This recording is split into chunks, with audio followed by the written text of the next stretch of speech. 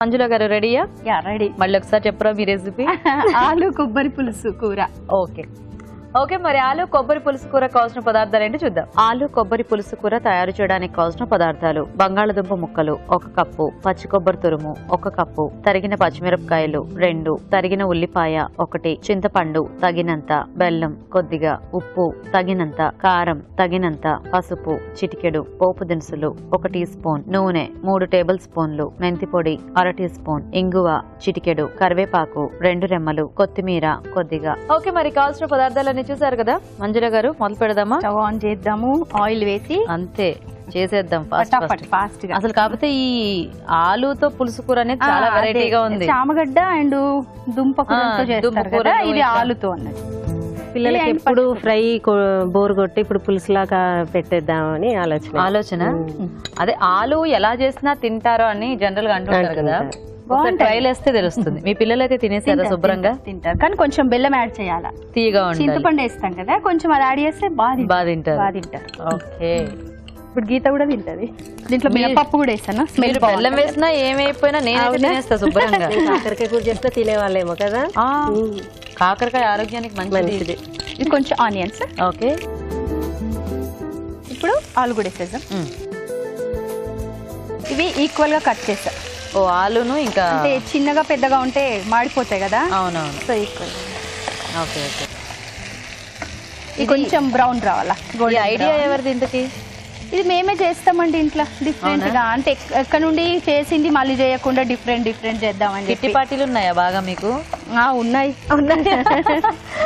Different గా try చేసేదంటే ఎక్కువ. అంటే మరి కిట్టీలో చూసి నేర్చుకోవాల్సింది ఏం లేదు, రెగ్యులర్ గా చూసి నేర్చుకోవడం కాదు, వచ్చిన వాళ్ళకి పెట్టాలి కదా. డిఫరెంట్ ఎవరు చేయండి. ఏమండి కిట్టి వాళ్ళంటే పాపం 1 మంత్లీ 1 టైం వస్తారు. రెగ్యులర్ గా చుట్టాలు వాళ్ళైతే ఎక్కువ వస్తూనే ఉంటారు కదా, వాళ్ళ కోసం కూడా నేర్చుకోవాలి. పిల్లలు వాళ్ళందరూ ఎందుకులే, బయట వాళ్ళు పిల్లలు మా ఇంటికి వెళ్ళాక అంటారు, మమ్మీ ఎప్పుడు పాప మా మీద కంప్లైంట్ ఎందుకు మమ్మీ అని. అవును, వచ్చిన వాళ్ళందరూ కూడా మా బాబుకి తినడండి, మా పాపకి తినదండి ప్రతిదీ పాపం పిల్లల మీద నెట్టేస్తారు. వాళ్ళంతా తిని ఎక్స్పీరియన్స్ కదండి, పాపం ఏది చేసి పెట్టినా తింటారు. పిల్లలు ఇప్పుడిప్పుడే రుచి నేర్చుకుంటారు కదా. విషయం తెలుసా, కొంతమంది వండే వాళ్ళు ఉంటారు కదా, వేయండి, వాళ్ళకి ఇష్టం లేని వంటలు కూడా ఇంట్లో చెయ్యరు.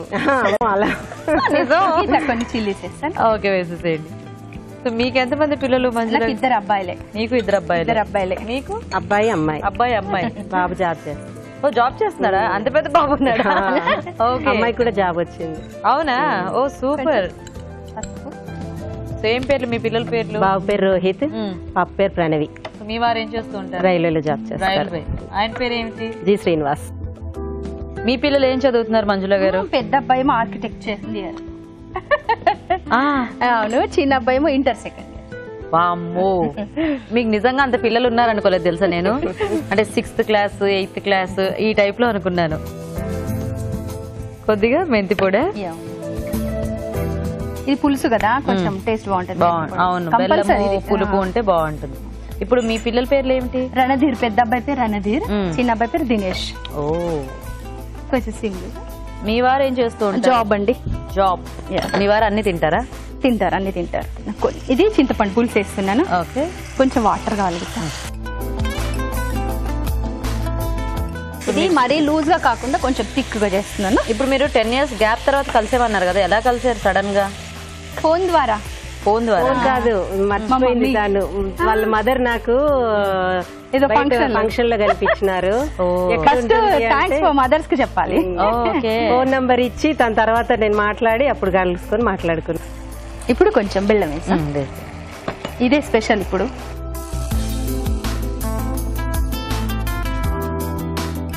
కొంచెం ఇంగువ. ఓకే,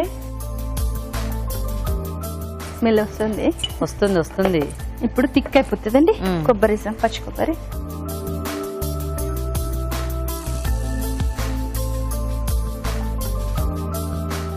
ఇప్పుడు థిక్ అయిపోయింది కదా. ఇది చపాతి మరీ లూజ్ ఉంటే చపాతీకి తినాలి. మనం పులుసు కూర అనుకున్నాం కాబట్టి ఇట్లా ఈ టెక్స్చర్ బాగానే ఉంది. థిక్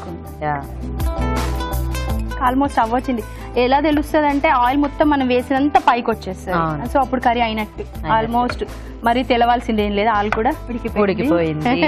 చిన్నగా కట్ ఇవన్నీ గీతకు తెలుసు చిట్కాలు, నేను చెప్తున్నా. అయ్యో నాకు తెలుసు కానీ చూసే వాళ్ళకి తెలియదు. లేదు అభిరుచి కంటిన్యూ చూసే వాళ్ళకి అందరికి అర్థమైపోతుంది ముందే.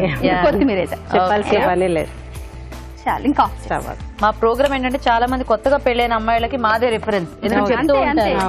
సో వాళ్ళందరికీ ఇట్లాంటివన్నీ మనం చెప్తూ ఉండాలి. తెలిసినా మళ్ళీ మళ్ళీ చెప్తూ ఉంటే వాళ్ళకి తెలుస్తూ ఉంటుంది.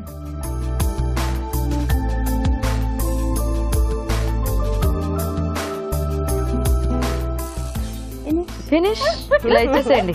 చాలా టేస్టీగా లేదు, నా అన్నం లేదు, పర్లేదు. అంటే కర్రీ టేస్ట్ చూసి చెప్పొచ్చు దేనికి బాగుంటది, ఎంత బాగుంటుంది చెప్పొచ్చు. అవును, ఆలు కొబ్బరి పులుసు కూర రెడీ. సూపర్. ఓకే, మరి వెరైటీ రెసిపీ ఆలు కొబ్బరి పులుసు కూర కూడా రెడీ అయిపోయింది. టేస్ట్ చూసే ముందు తయారీ విధానం ఇంకోసారి చూద్దాం. ఆలు కొబ్బరి పులుసు కూర తయారు చేసే విధానం: ఒక పాన్ లో నూనె వేసి పోపు దినుసులు, ఉల్లిపాయ ముక్కలు, బంగాళదుంప ముక్కలు వేసి వేయించాలి. దీనిలో కరివేపాకు, తరిగిన పచ్చిమిరపకాయలు, పసుపు, ఉప్పు, కారం, మెంతి పొడి వేసి వేగనివ్వాలి. తర్వాత చింతపండు గుజ్జు వేసి కొద్దిగా నీళ్లు పోసి బెల్లం వేసి ఉడకనివ్వాలి. ఆ తర్వాత ఇంగువ, పచ్చి కొబ్బరి తురుము, కొత్తిమీర వేసి బాగా కలిపి కాస్త మగ్గనివ్వాలి. అంతే, ఆలు కొబ్బరి పులుసు కూర రెడీ.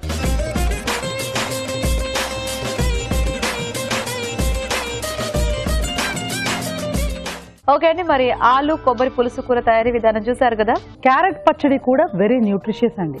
ముఖ్యంగా క్యారెట్ లోని బెనిఫిట్ ఏంటంటే క్యారెట్ లో మెయిన్ థింగ్ బీటా క్యారటీన్ చాలా హై ఉంటుందండి, చాలా. ఇంకొక మెయిన్ థింగ్, క్యారెట్ ఒక స్నాక్ లాగా కూడా మనం ట్రీట్ చేయొచ్చు. అంటే breakfast, lunch and lunch dinner మధ్యలో ఆకలి వేసినప్పుడు ఇట్స్ అ బ్యూటిఫుల్ సాలెడ్. అటు పచ్చిగా తీసుకుంటే కూడా మనకు బెనిఫిషియలే, ఇటు మనం ఇలా పచ్చడి రూపంలో తీసుకుంటే కూడా మనకు చక్కగా పోషక విలువలు వచ్చేస్తాయి. ఎందుకంటే ఈ బీటా క్యారటీన్ అనేది విటమిన్ ఏ కింద కన్వర్ట్ అవ్వాలి అంటే కొంచెం అది వేడెక్కాలి, హీట్లోనే అది కన్వర్ట్ అవుతుంది, అది కూడా బాడీ లోపల. సో చక్కగా దాన్ని ఉడికించి తీసుకుంటే కూడా మనకి ఏ రకమైన ఇబ్బంది అనేది లేదు. సో తప్పనిసరిగా చాలా బాగుంది, ఇది కూడా మనం ట్రై చేసుకోవచ్చు.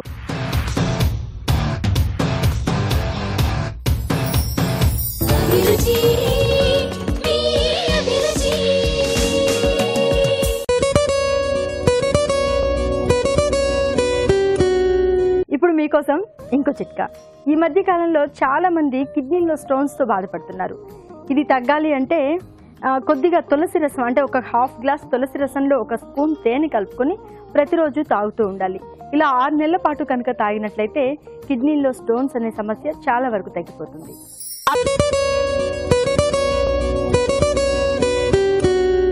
కొంతమందికి ప్రయాణాలు అస్సలు పడవు, ఊరికే వామిటింగ్ అయిపోతుంది అనుకుంటూ ఉంటారు, కడుపులో తిప్పుతూ ఉంటుంది అని చెప్తూ ఉంటారు.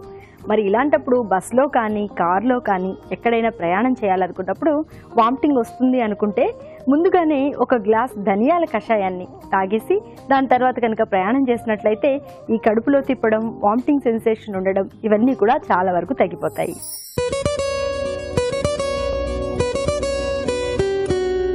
ఇప్పుడు మీకోసం ఇంకో చిట్కా. అన్నం ఉడుకుతున్నప్పుడు పైన గంజి ఉంటుంది కదండి, ఆ తేటను కనుక తీసుకుని అందులో కొద్దిగా సాల్ట్ కలుపుకొని తాగుతూ ఉన్నట్లయితే ఒంటికి వేడి చేసినట్లయితే తగ్గిపోతుంది, ఒంటికి చలువదనం కూడా వస్తుంది.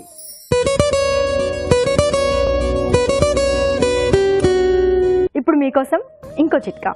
సాధారణంగా మనకు తలనొప్పి, కడుపు నొప్పి లాంటివి వస్తూనే ఉంటాయి. కొన్ని జాగ్రత్తలు తీసుకున్న తర్వాత తగ్గిపోతూ ఉంటాయి. సాధారణంగా వచ్చే కడుపు నొప్పి అయినట్లయితే 2 స్పూన్ల నిమ్మరసం, 1 స్పూన్ అల్లం రసం కొద్దిగా గోరువెచ్చటి నీటిలో కలుపుకొని తాగుతూ ఉన్నట్లయితే కడుపు నొప్పి తగ్గిపోతుంది.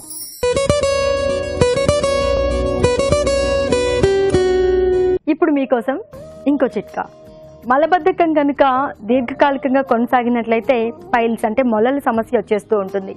ఈ పైల్స్ తో బాధపడడం అంటే ప్రత్యక్ష నరకమే అనిపిస్తూ ఉంటుంది. మరి ఇలాంటప్పుడు ఈ సమస్య తగ్గుముఖం పట్టాలి అంటే ప్రతిరోజు కిస్మిస్ అంటే ఎండు ద్రాక్ష తినడాన్ని అలవాటు చేసుకోవాలి. ఏదో ఒక రూపంలో రోజు కనుక ఎండు ద్రాక్షను తీసుకుంటూ ఉన్నట్లయితే ఈ ప్రాబ్లం చాలా వరకు తగ్గిపోతుంది.